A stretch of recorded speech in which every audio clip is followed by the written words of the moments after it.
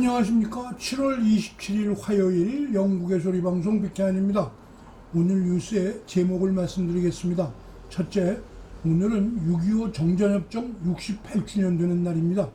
둘째, 핑 통보 받고도 자가격리 면제되는 업종 추가 발표했습니다.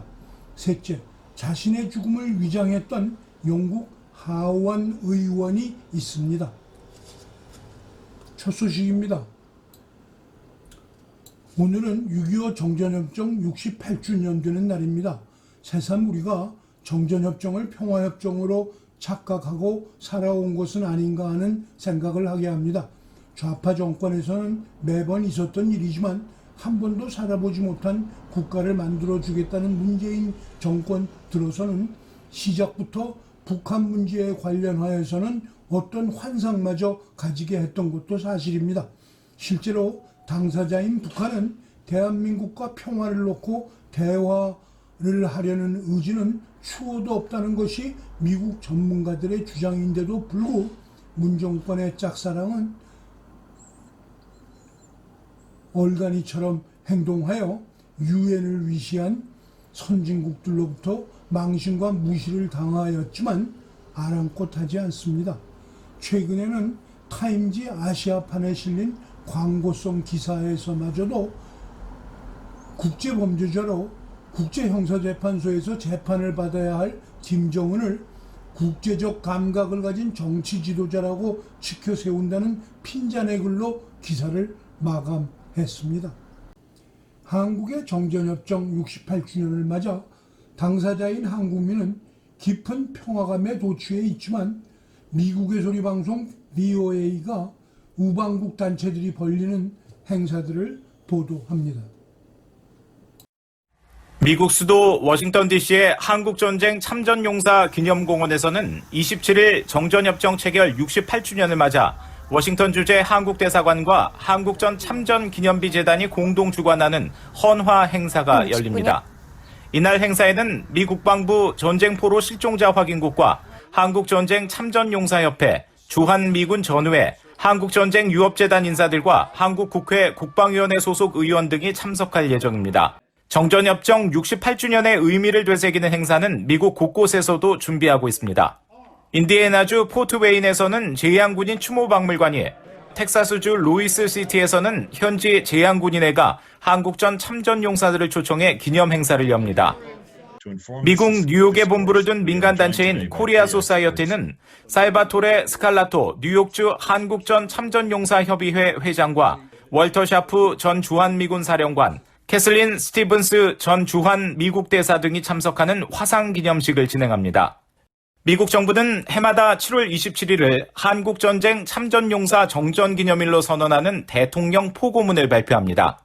지난해 발표된 포고문에서 당시 도널드 트럼프 대통령은 한국전쟁 참전용사 정전기념일을 맞아 자유를 수호하고 우리가 소중히 여기는 가치를 보호하기 위해 싸웠던 평범한 미국인들의 평범하지 않은 용기와 희생을 기억한다고 밝혔습니다.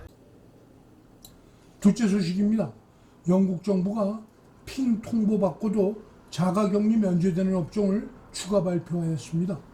코로나 확진자가 연일 엿새째 감소하고 있지만은 핑데믹 통보를 받은 사람은 50만을 넘어가고 있는 현실에서 일부 기업은 수천 명의 근로자가 핑 통보를 받아서 회사가 마비 상태에 이르렀기 때문입니다.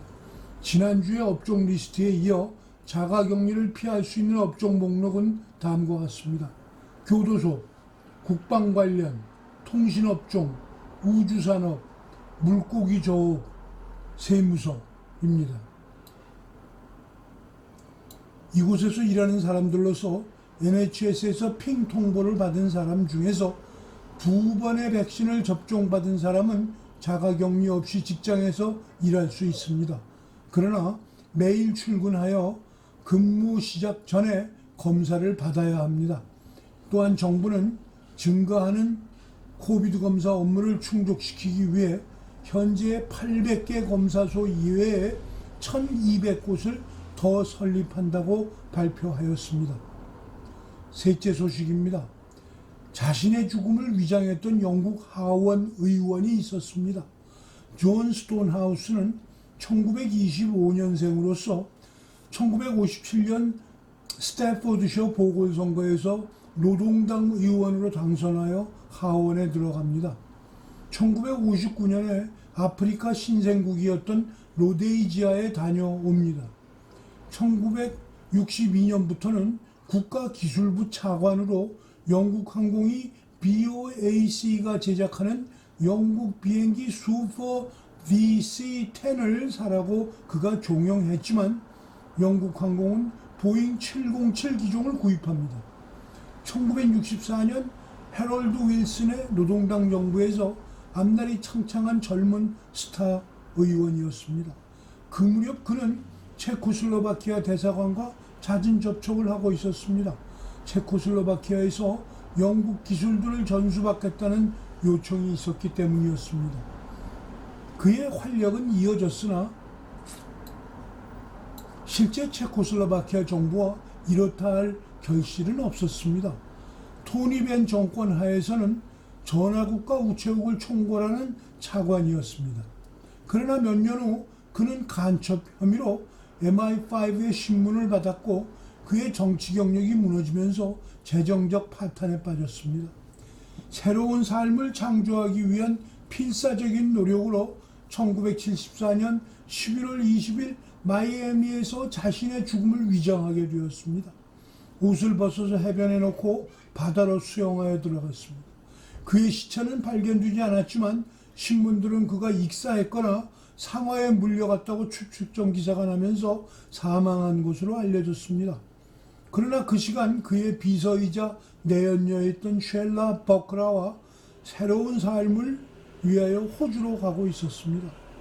호주에 도착한 후 그는 2만 5천 달러를 구자 이체하였는데 은행은 예금주 조회 과정에서 예금주가 다름을 이상하게 여긴 은행원은 경찰에 신고를 하였습니다. 경찰에 의해 조사를 받았습니다.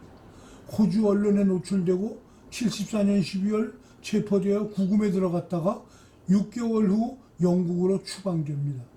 1975년 4월 보석으로 나올 때까지 브릭스톤 감옥에 있었습니다.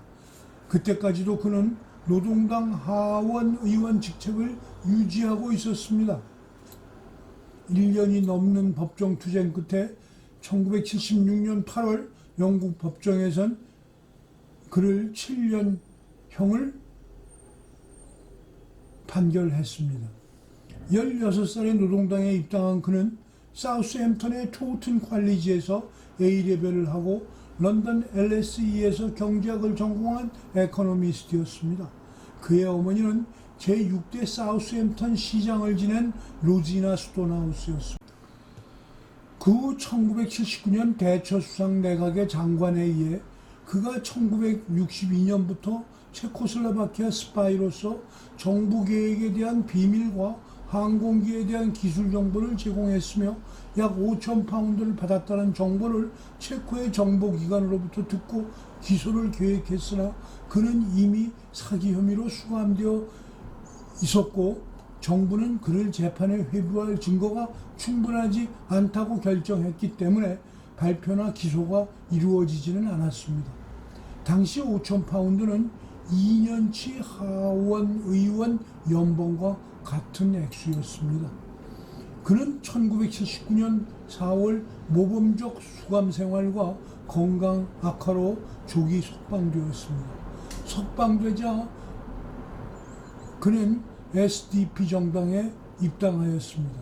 후일 SDP는 자유당과 합당하여 지금의 리버럴 데모크라시 된 정당입니다.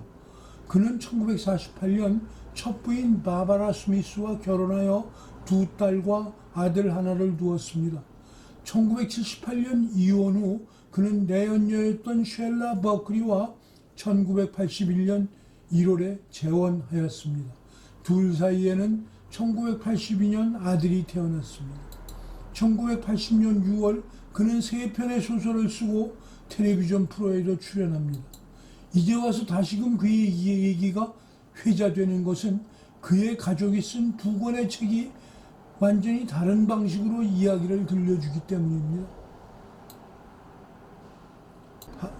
그의 딸 줄리아가 그린 나의 아버지 존 스톤하우스는 대중의 불명예로 인해 상처를 입은 부당한 남자의 동정적인 그림을 그립니다.